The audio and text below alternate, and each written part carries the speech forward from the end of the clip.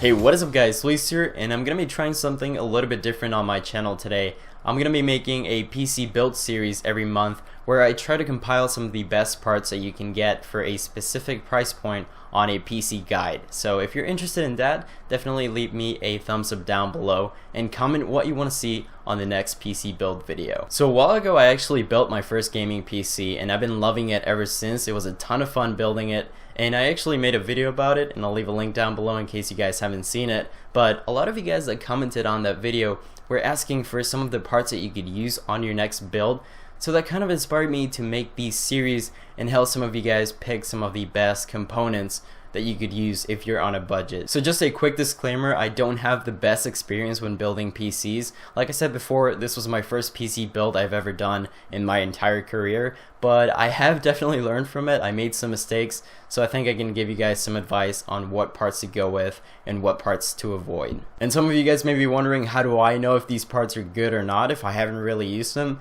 But what I'm going to do is I'm going to go on sites like Amazon and PCPartPicker.com and compare these and look at the reviews and see what people say about them so that you can get the overall best choice for what you're paying. So without any further ado, the first PC build in this channel is going to be for $500. So let's get right into it. And kicking it off, we're going to be using the NZXT Guardian 921 RB ATX mid-tower case, which not only does it look dope, but it also has full support for ATX, micro ATX, and even baby ATX motherboards, so you can expand upon your full customization with up to 7 expansion slots. Unfortunately, there's no USB 3.0 here, but for $60 you're getting a really nice looking case that's going to have all the features that you need to get started, and you can pick it up with red or blue LEDs. For the CPU, we're going to be using the AMD FX 6300, and this is by far one of my favorite processors that you can get out there. It's actually the one that I'm using on my PC right now, and with 6 cores and relatively low power usage,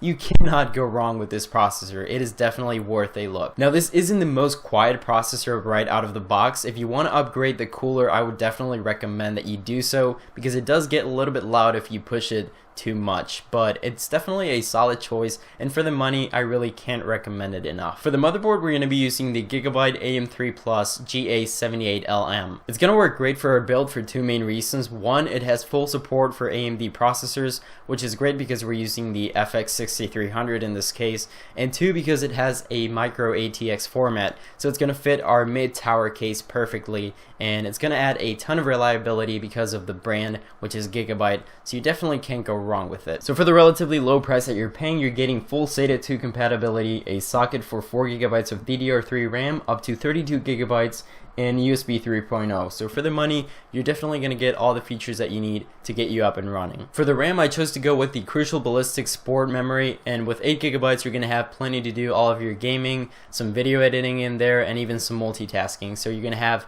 plenty of memory for all of that. If you want to go ahead and upgrade to 16 gigs, you can go ahead and do that, but if you're on a budget, you really don't have to. 8 gigs will be more than just enough. And for storage, you definitely can't go wrong with the Western Digital Caviar Blue hard drive, which has 1 TB of memory, and it may not be as fast as an SSD, but for the money you're getting a lot of space. It's going to be just fast enough to download all of your games into your library, so if you're on a budget, this is my ultimate recommendation for storage. And on the graphics side, we're going to be using the super popular AMD R9 from Asus. It's got a total of 2GB of DDR5 RAM, and with an exclusive thermal design, you're going to get a lot of performance, and it's going to be future-proof for playing games at 1080p from medium to high settings. The reason why a lot of people use this on their builds is because even though it came out 2 years ago, it still does a great job at a very low price. And finally, for the power supply, we're going to be using the EVGA 500-watt PSU, and it's going to keep your build protected from overheating, and it's also going to be trustworthy coming from a reliable company